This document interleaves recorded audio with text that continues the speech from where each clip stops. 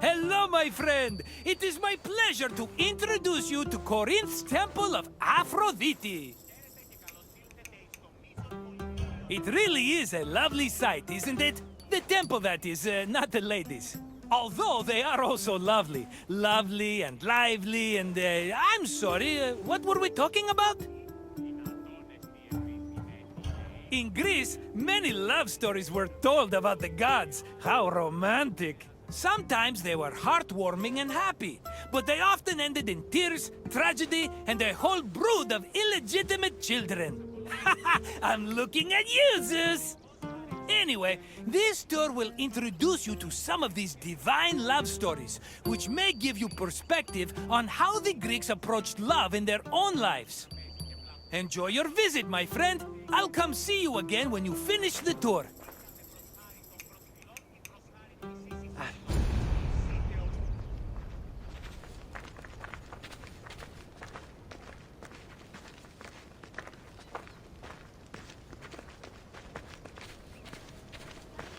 Much like Athens, Corinth had its own acropolis, called the Acrocorinth.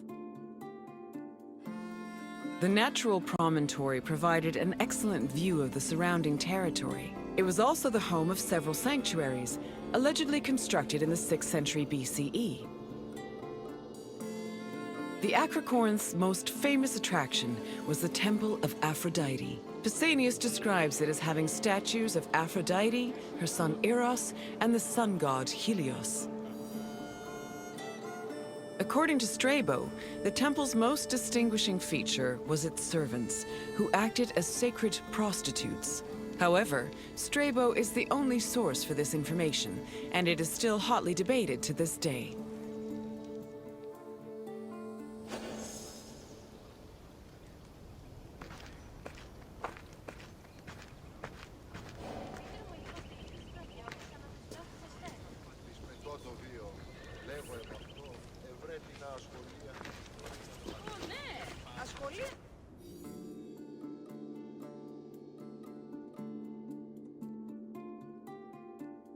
Love played a large role in countless mythological stories. Zeus himself was not immune to the feeling, and fell for both mortals and other deities. Some myths centered on forbidden feelings that led to tragedy, such as Phaedra's love for her stepson Hippolytus. While marriage was prominent in mythology, it was usually presented as problematic. For example, Aphrodite frequently cheated on her husband Hephaestus, and Medea's resentment against her ex-husband Jason eventually drove her mad enough to murder her children. These less-than-ideal depictions reflected the Greeks' idea of marriage, which they viewed as a civic duty instead of a romantic union.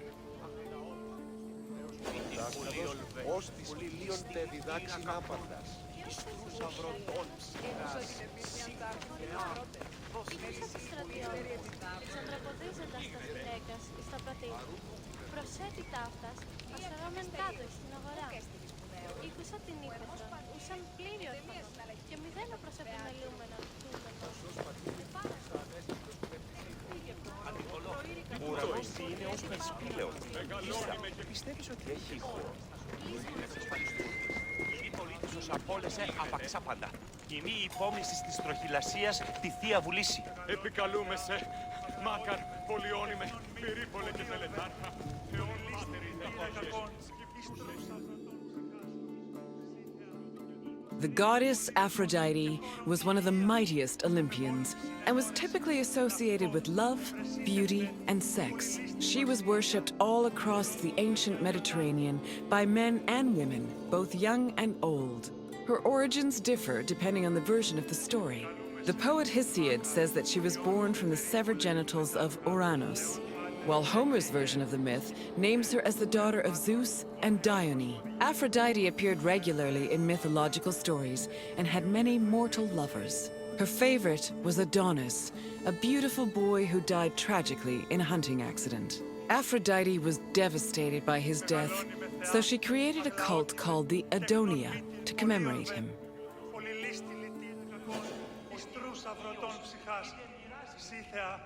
Δος ειρήνην πολύολβων και κόρων διηγείαν, επεβόλμησιν εν ώρες. Κατεφτάσατε όταν το πλοίο δεν επίσης.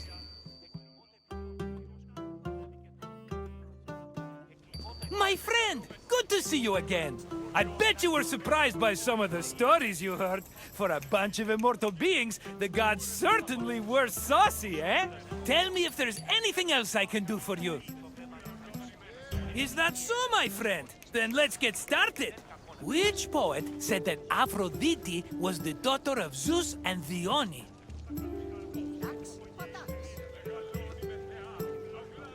Yes, it was Homer who said Aphrodite was a child of Zeus. On to the next question. Medea was married to which legendary hero? Yes, Medea was married to Iason, but after he left her for someone else, she resented him so much she murdered their children. But let's not talk about such depressing things. Instead, you can answer this last question. What was the name of Corinth's Acropolis?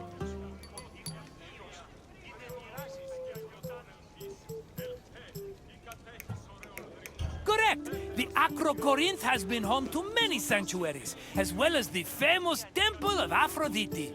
You passed the test! Congratulations, my intelligent friend! I'd be happy to. Right this way.